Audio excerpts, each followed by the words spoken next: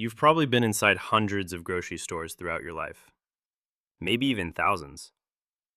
And every single time, you've walked past the same shelves, the same aisles, and the same products without thinking much about why they're arranged the way they are.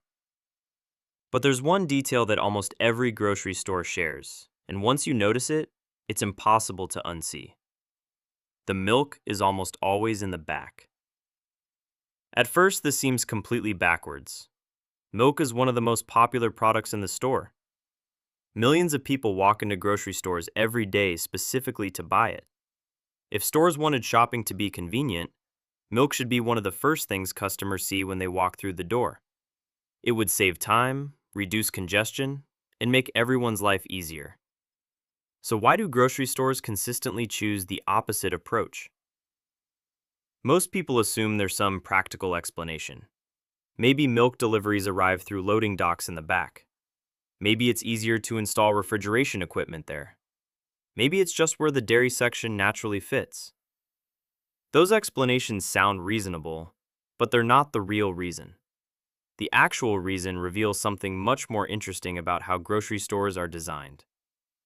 The moment you walk into a grocery store, you're entering one of the most carefully engineered environments you'll encounter in everyday life. Every aisle, display, shelf, and product placement has been studied, tested, adjusted, and optimized. Grocery stores don't just sell food, they sell attention.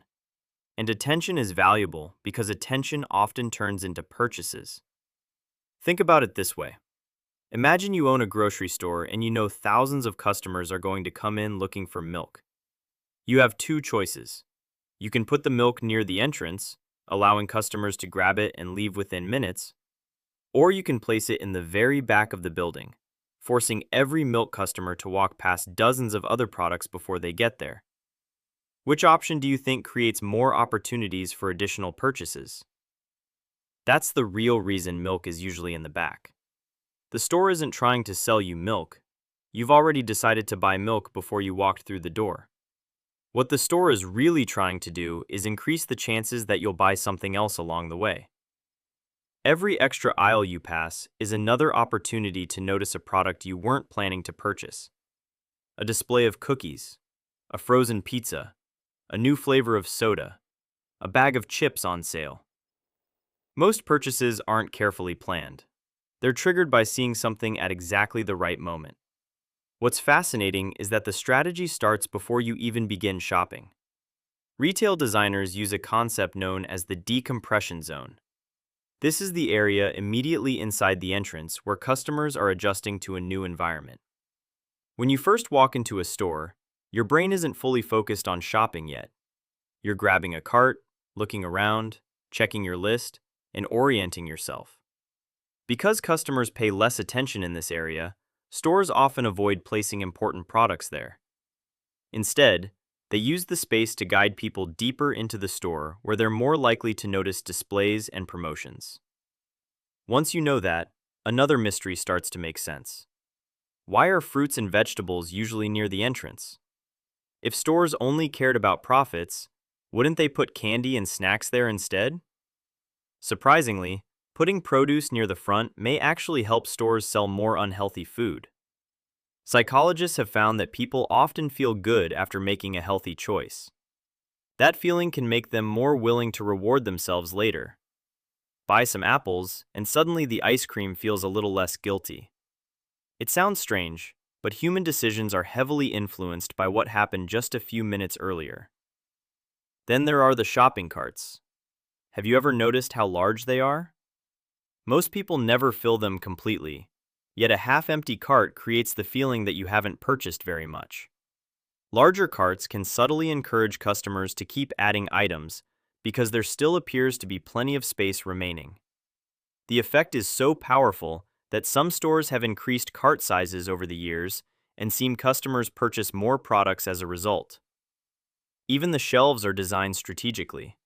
Products placed at eye level are often there because they generate the most profit or because manufacturers paid for premium shelf space.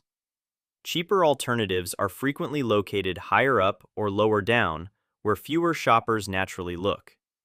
Entire industries exist to study where people's eyes land while walking through a store. Small differences in product placement can generate millions of dollars in additional sales. And then there's the checkout lane. By the time you reach the register, you've completed your shopping trip. Or at least, that's what it feels like. In reality, the store has saved one final opportunity for impulse purchases. Candy, gum, snacks, drinks, and magazines aren't located near the checkout by accident. The checkout line creates something incredibly valuable: captive attention. Customers are standing still with nothing to do except look around. The products are inexpensive enough to feel insignificant, but when thousands of customers make those tiny purchases every day, they become one of the most profitable parts of the store. The fascinating thing is that none of this requires tricking anyone. Nobody forces customers to buy products they don't want. Instead, grocery stores shape the environment in subtle ways that influence what people notice, what they think about, and ultimately, what they purchase. Each individual decision seems small, but when hundreds of small design choices work together, they create an environment that is remarkably effective. So the next time you walk into a grocery store for just one item, pay attention. Notice where the essentials are located. Notice what you walk past on the way there. Notice which products are at eye level and which ones aren't. Notice what ends up in your cart that wasn't on your list. Because once you understand why milk is always in the back of the store, you start realizing something bigger. Many of the places we visit every day are quietly influencing our behavior in ways we rarely notice. And somehow, no one ever told you.